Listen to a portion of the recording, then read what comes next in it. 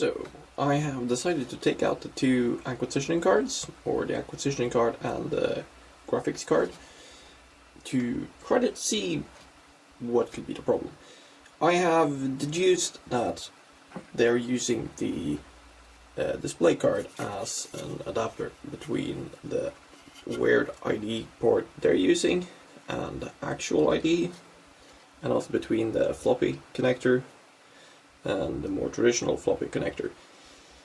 Because HP has decided to use this floppy instead of one that just uses a standard floppy connector on it. So they've used a flat flex. I don't know why. It's not like they're building a laptop.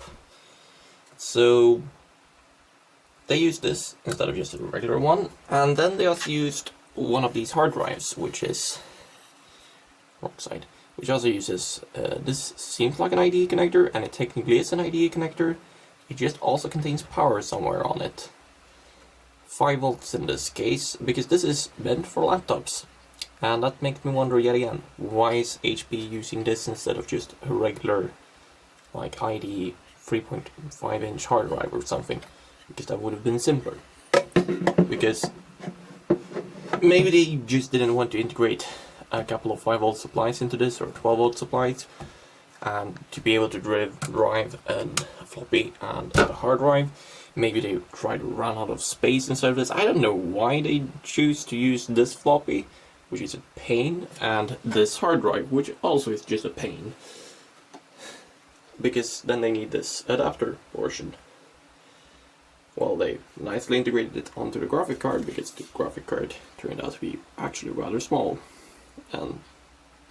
So yeah, they've actually done it rather nice and elegant, but my question is still, why? Couldn't they just use something more standard? The problem I've also have looked up, because watching other YouTubers, mainly the Single Path and like the EEV blog, where they both have actually used scopes like this, then when you press the power button, the floppy actually starts making a bit of a ruckus, or actually it blinks, checking if actually showing activity. This one, when you start it, it doesn't do anything. It just sits there like it's dead. The hard drive doesn't even make an attempt at making a sound, which is weird. And in the first video on this, I told that the hard drive was clicking. I was wrong. It's the relays on the analog side that are clicking, not the hard drive. So that is because normally within a PC you don't have relays clicking, so yeah, that kind of easily fools you if you aren't prepared. So what I'm going to try to do is see why these aren't having power. My guess is over on this card here, over on this side, because we don't have any power going over here, either on the front or the back. There's nothing bridging. And there's nothing on the internal layers either, because now we would see it. But down here we have two traces. They're tiny, but we have them. Let's see if I can get some light onto this. So we have one of the traces on the back here. Actually, we have both. Quite easy to see. We have this chain of capacitors going here, and we have a via. That via goes over to this bottom black component there, which I think is an inductor. That it goes into the storage cap. And the hard drive uses 5 volts, the floppy probably also uses 5 volts, and my guess is either this tantalum seems totally okay, so I don't think that's the problem, and the choke also seems okay, so I don't know really where the problem comes from. But what I'm going to do is put this back into here in the right direction and measure it out where we lose 5 volts, and because we're losing it apparently somewhere, or at least the signs are telling us that it's lost somewhere. So I'm going to try to see if I can find where it gets lost, and from there just move on. So now we are steadily moving along here, and I placed back the card, I put in some power, and let's see if we can start this. That was awfully quiet. maybe this needs to be plugged in.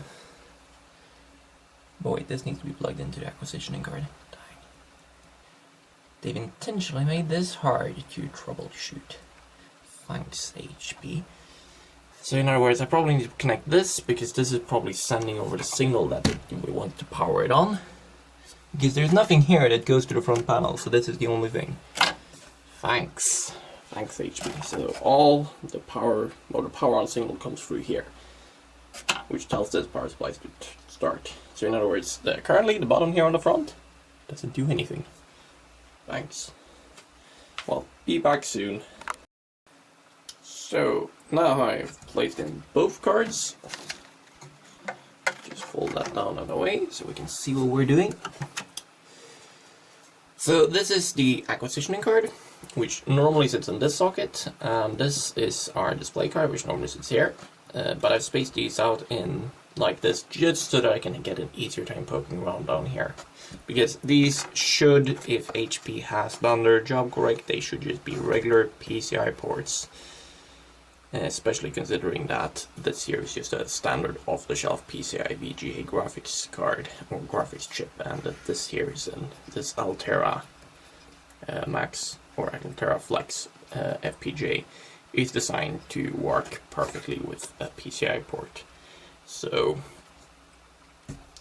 everything seems to be working, or should be working like a charm. Let's test it.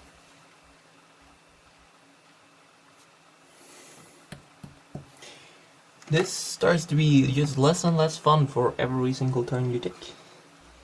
Why doesn't it want to start? Really? We need to bridge this over? Okay, we plug in the analog side. Now it wants to start. Good. And really, we shouldn't get anything on the screen, and this shouldn't blow itself up. Perfect. Now we're gonna go in and measure some voltages. So I have found what pin is having 5 volts. So if we are checking down here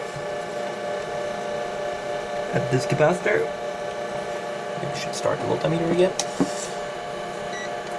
So if we check down at this capacitor, which is down here, then we have, that was 5 volts a minute ago. What happened to it? It's creeping up. I'm just making a bad, yeah, I'm just making a bad connection. So yeah, that's 5 volts creeping down for some reason.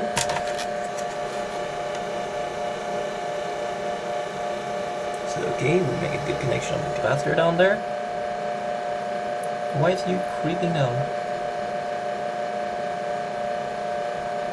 Weird.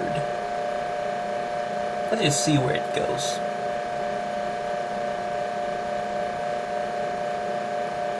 Because maybe this is the reason for why it doesn't start. Maybe because right now we're not having this under load or anything, because we have nothing connected to it. So it could just die any second, because it's already down at 4.8 volts. Like, this is just crazy. So what I'm gonna do is turn this back off, place in the hard drive, and probably place in the floppy as well, and see if this behaves under load, which I for some reason doubt currently, because there's no reason for that to drop in voltage like that. It can actually be quite a serious problem, and maybe it's not even anything wrong with this card. Maybe it's something wrong with like a 5 volt regulator somewhere in here. So, because yeah, that's just falling. So now I have placed in the hard drive. Looks kind of funny because it only has the data cable, because power is already on it. And then we have the floppy connected, and so now it's back to testing it. We can try to see if we see any blinking lights over here when I start it. Nope, the floppy doesn't do anything. Hard drive clicks away because it's active. So yeah, we can hear it searching actually. Spins up, and does a few clicks. And that's because it doesn't actually talk to anything. so it just constantly reboots, and hopefully that isn't actually, hopefully the problem is just induced by, because it's not connected to the computer. Did it stop? Yeah, it stopped. So it has power, so now that's ruled out. But maybe it stopped just because the power has dropped, so I'm going to measure the power yet again. And see if it's good. Yeah, that was like 4.5 last we checked it. That as well. Okay, we checked this capacitor. It was like... It's still 5 volts. Weird. But why did this fall?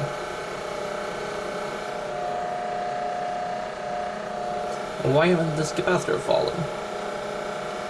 Strange. Okay, we go up in here and actually measure the pin, which is underneath this ribbon for you, which is...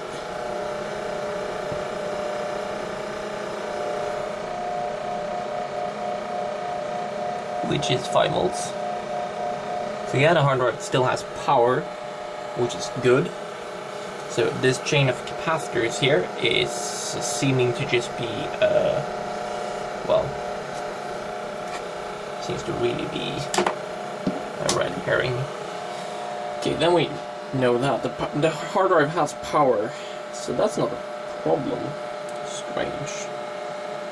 This is really, really hard to troubleshoot. And yeah, some people probably know exactly what's wrong with it and has already figured out how to fix it. Apparently I'm not one of those people. So yeah. So what is the next thing? Okay, I'm gonna put in both connectors for the floppy and the hard drive into their respective place and see if it will work. Because now it actually shows signs of life that it didn't do before. So yeah, maybe it was just a bit of like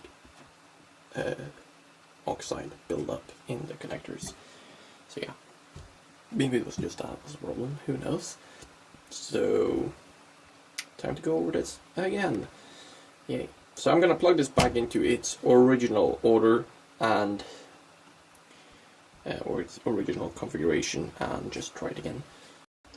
So I have decided to, before I place everything back, because then it's going to be really hard to do the thing I'm going to do now, which is actually go through these cards and just take a look at them, see how they could potentially work and what they could potentially do.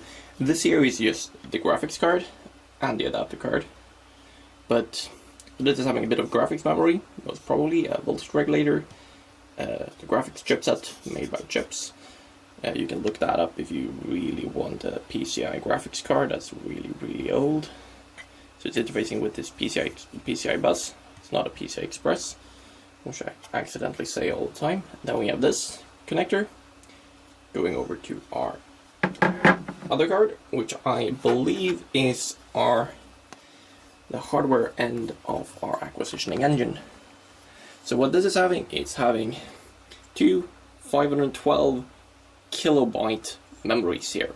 So this isn't doing any of our actual sampling memory. This is just for, because it's not fast enough. Each one of these doesn't even get close to 1 gigabit per second. And this system samples at about 128 gigabits per second. One ADC is spewing out 32 gigabits per second, so yeah.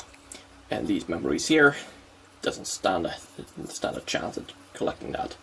Not even this FPGA here is even close to that. This is a 125 megahertz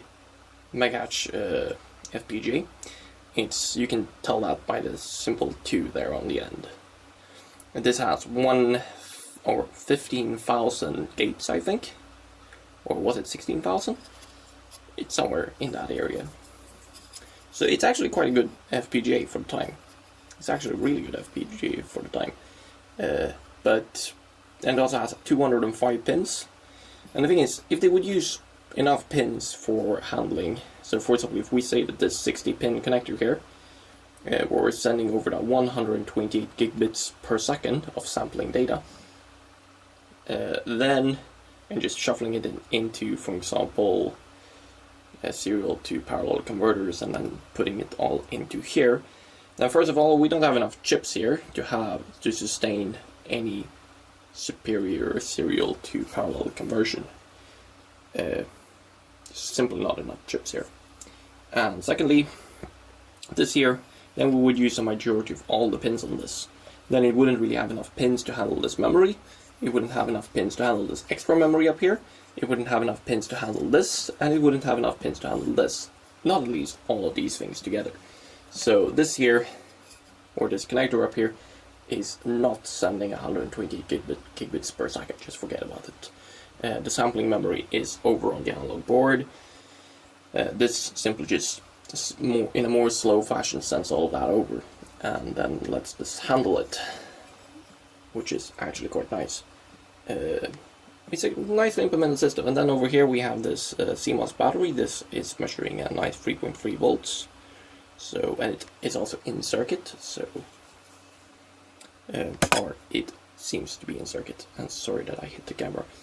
And then on the back here we have a 45-degree rotated resistor, kind of in the middle of the screen, and that measures just fine. It doesn't seem to be anything wrong with it, so I'm not going to fix it because it doesn't do anything incorrectly.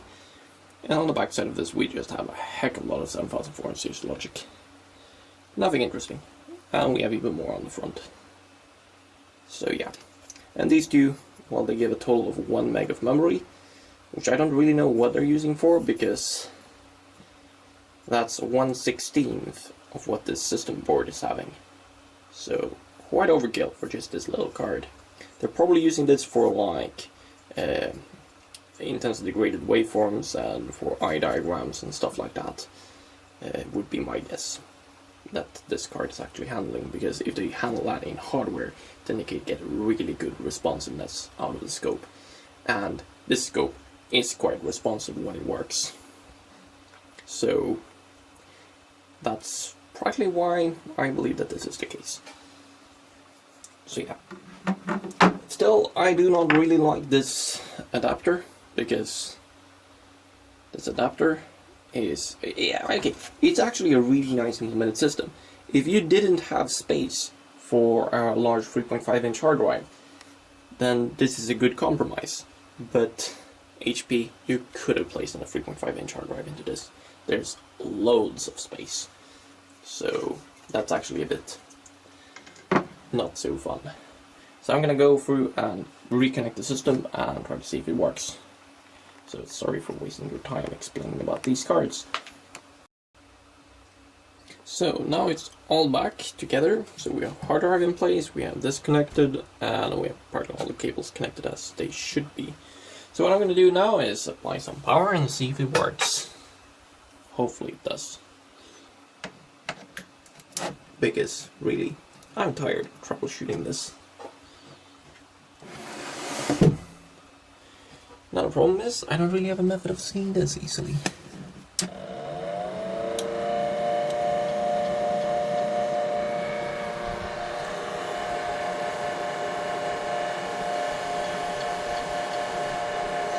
No, actually, this hard drive seems to be dead.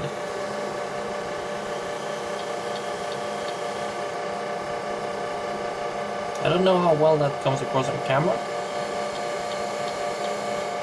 but it's clicking, which isn't a good thing, because that normally means a hard drive is partly dead and beyond repair. I wonder why hard drive starts clicking.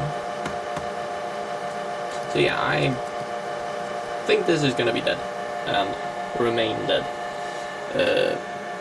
Probably doesn't actually know how to boot itself, because hard drives typically store their own firmware on the disk itself. So it sounds weird, but it's generally how it works. So yeah, this doesn't really power up as it should be, which is a bad thing, because that means that this whole scope doesn't have any software. Next question is, could I get a hold of a new one of these? Or the software in it? Could I get a hold of that in any way, shape or form? Because that's probably what I need. Or I could just go my Oracle ID and actually build a new acquisitioning card and, well, try to make this a better scope. But that seems a bit overkill, so I'm not going to really try that in a while. So I'm going to continue trying to find a method to bring this scope back to life. I think this is just dead, but it doesn't explain why this isn't even activating. So, because this really should just light up its green light on the front, telling that it has power and everything, but it doesn't. This is at least running, and it clicks, which is not a good thing. So yeah, this is steadily one step forward, 2 steps back. I don't like it. Maybe I should go back to try to fix this transformer instead. Or rather, fix this transformer over here. Because what I've done is I've opened it. So we have the analog side, or the low voltage side, and we have the high voltage side. So I can try to get these windings off, because this is broken. And rewind them. Because then I don't need to care about this side at all. But I don't see any easy way of doing that. Anyone got a spare one of these for an HP 4478A? Because, or is it the 4478A? It should be one. Yeah, it's a 4478A. Good. Not fun to get your numbers mixed up. So yeah, a new transformer for that would be nice to have. A new hard drive for this, with the actual software on it, would be nice. But yeah, currently I don't have either. Yeah, fun. Well, this was another attempt at trying to bring this back to life, and, well, didn't really get anywhere. Have a nice day.